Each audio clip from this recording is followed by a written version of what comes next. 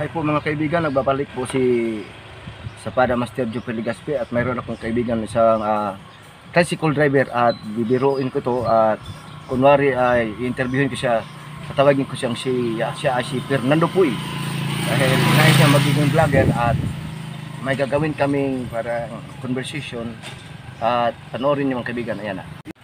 Hello po mga kaibigan, alam mo ba bumabalik si Ano? Sino nga pa to? Ito si Fernando Puy. Fernando Puy. Kilala natin ito, sikat to. Sikat to, pare. Diba? Kilala natin to. Araw-araw natin makikita to sa telebisyon. Sa umaga, tanghali, at sa gabi. Diba? Sikat to, diba? Cellphone lang. Sabi niya sa cellphone lang, diba? Kilala natin to, diba? Kasali to sa probinsya, no? Oh, kasali siya yung kontrabida? Siya bang bida? Siya yung longhir na Fernando Puy. Oh, totoo na kaibigan. Pare, anong masasabi mo sa mga pelikula sa Pilipinas? Ang iba pangit, iba maganda. Totoo kaya to? Totoo 'yon. Bakit ka naman napadpad sa aming lugar, Fernando Puy? Bakit ka napadpad sa aming lugar, Fernando Puy?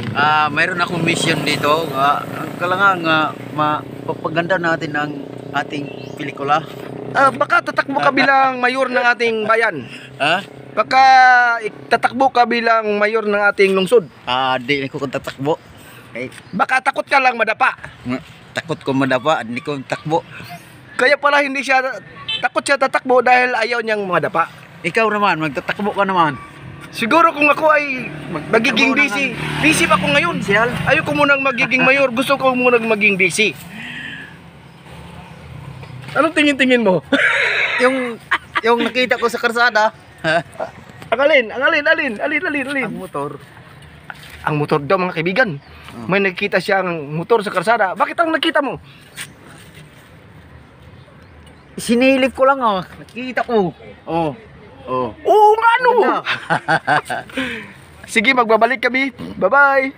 Dito lang po na mga kaibigan at maraming salamat sa panood at subaybayan nyo ang susunod naming vlogs with collaboration with Fernando Puy. So sa mga bago pa ngayon sa aking channel, huwag kalimutan pindutin ang subscribe button at like ang channel na pala si Jupel Legaspi. See you next time. Bye bye.